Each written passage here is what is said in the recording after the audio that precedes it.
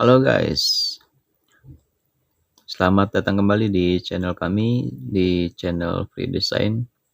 Di video kali ini kita akan mempelajari bagaimana cara kerja atau fungsi dari sebuah HUTS yang terdapat pada aplikasi AutoCAD.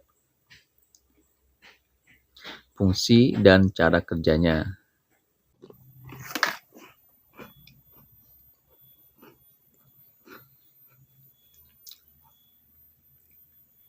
Oke Sobat Desain, kalau misalkan dari teman-teman desain ada pertanyaan, apa sih itu yang dinamakan dengan perintah HUTS?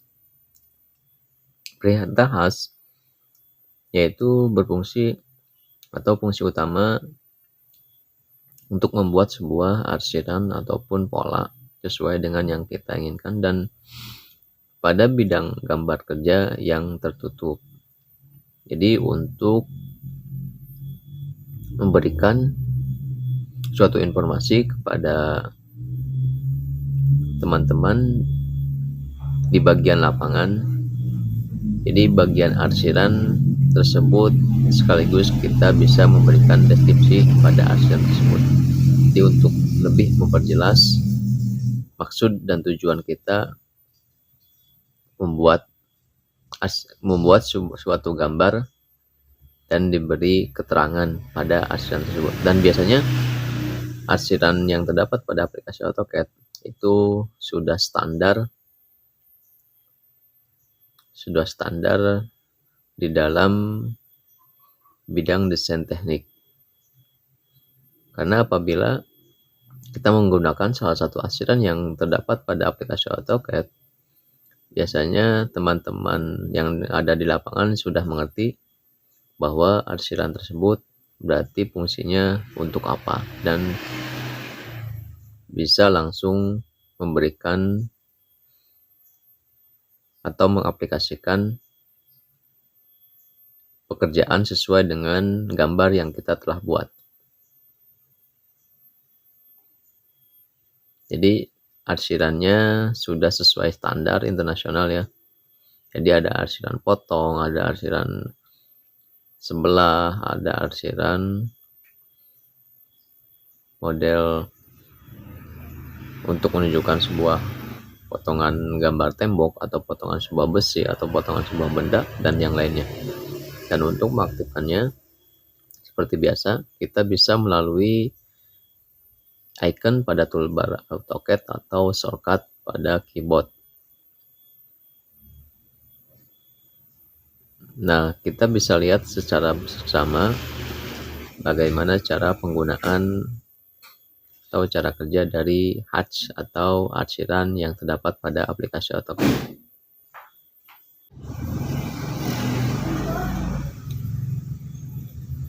Oke Sobat Desain, yang dinamakan dengan HUTS atau arsiran seperti yang kita udah ketahui di awal video, yaitu untuk membuat arsiran pada suatu objek yang tertutup. Dan di sini kita sudah buatkan sampel-sampel atau contoh-contoh cara kerja atau mengaplikasikan HUTS pada suatu gambar kerja. Nah, kita telah buat ada yang sampel yang pertama ada segitiga, yang sampel yang kedua ada sebuah benda kerja atau gambar kerja, sebuah ketupat, segi 5, segi 6, dan segi 7. Dan di dalamnya kita akan membuat arsiran pada gambar tersebut. Dikarenakan gambar tersebut adalah suatu gambar objek yang tertutup, maka bisa kita membuat arsiran pada gambar tersebut. Oke. Nah, kalau misalkan untuk kerapatan suatu arsiran, kita bisa setting dengan cara double klik pada arsiran tersebut. Coba kita ulang lagi, klik enter, lalu muncul HUTS dan gradient, dan kita bisa pilih arsiran yang kita inginkan, lalu klik pick at the pick point. Nah, setelah itu kita setting untuk skalanya atau scale-nya untuk menentukan tingkat kerapatan pada suatu arsiran. Karena pada masing-masing model arsiran itu tingkat kerapatannya sangat berbeda-beda ya.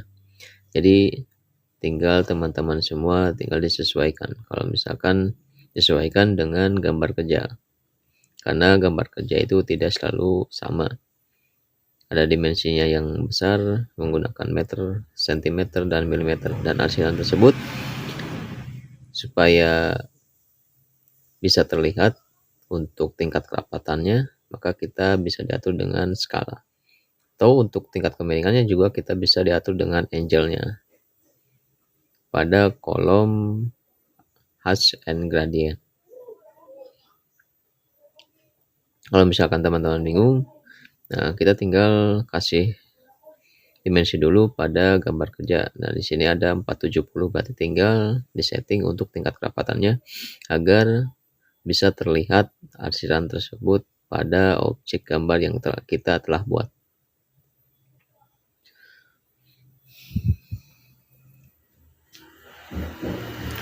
Dan kalau misalkan teman-teman sudah menyimpan suatu file dengan settingan tertentu, maka arsirannya untuk menentukan suatu arsiran itu tidak terlalu pusing juga ya. Nah, di sini kita arsirannya dengan skala 0,4 kita review. Nah, ini sudah sesuai. Jadi untuk tingkat kerapatan pada arsiran itu sudah terlihat. Setelah itu kita bisa tinggal gonta-ganti suatu arsiran yang berbeda pada gambar yang sama dengan cara double klik pada arsiran yang kita telah buat. Dengan otomatis akan timbul option atau kolom hash and gradientnya. Jadi kalau teman-teman bekerja di dalam suatu perusahaan desain, maka ada standarisasi model arsiran yang akan diterapkan pada suatu gambar. Misalkan potongan suatu bersih, potongan suatu benda, dan lain sebagainya. Maka itu akan mempermudah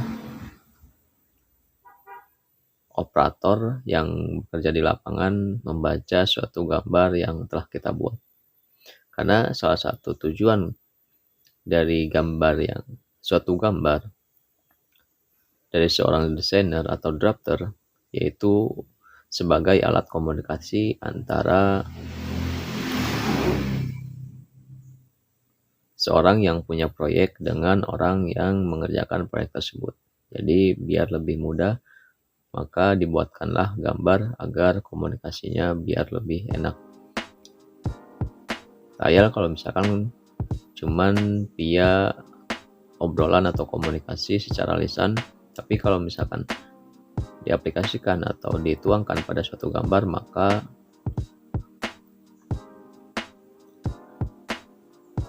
seorang yang berada di lapangan bisa lebih mengerti. Dan kalau misalkan ada kelupaan, tinggal dibuka kembali gambar kerja yang kita telah buat. Oke, teman-teman desain, mungkin di sini saya sudah buatkan beberapa sampel dengan bentuk gambar objek yang berbeda-beda. Ada rectangle, nanti ke depannya ada circle, ada ellipse, dan ada cloud, dan lain sebagainya. Itu semua sama, bisa dimasukkan atau diaplikasikan suatu arsiran, asalkan gambar tersebut tertutup dan tidak terbuka. Kalau misalkan ada kendala dalam suatu gambar tidak bisa diarsir, maka kita tinggal mencarinya. Apakah gambar tersebut tertutup seutuhnya atau masih ada gambar yang terbuka. Salah satu garis dari gambar tersebut ada yang terbuka.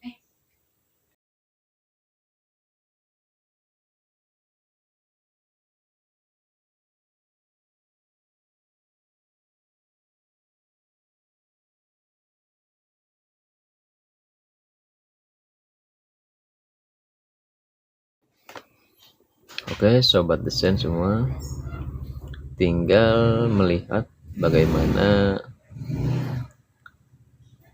contoh yang sudah kami buatkan pada video ini. dan teman-teman atau sobat desain bisa mengikutinya agar lebih paham. Dan di sini saya memberikan beberapa sampel yang sangat banyak dan berulang kali, dan itu tujuannya untuk lebih memahami, lebih cepat dipahami oleh teman-teman desain, khususnya teman-teman desain yang pemula. Oke, selamat mencoba.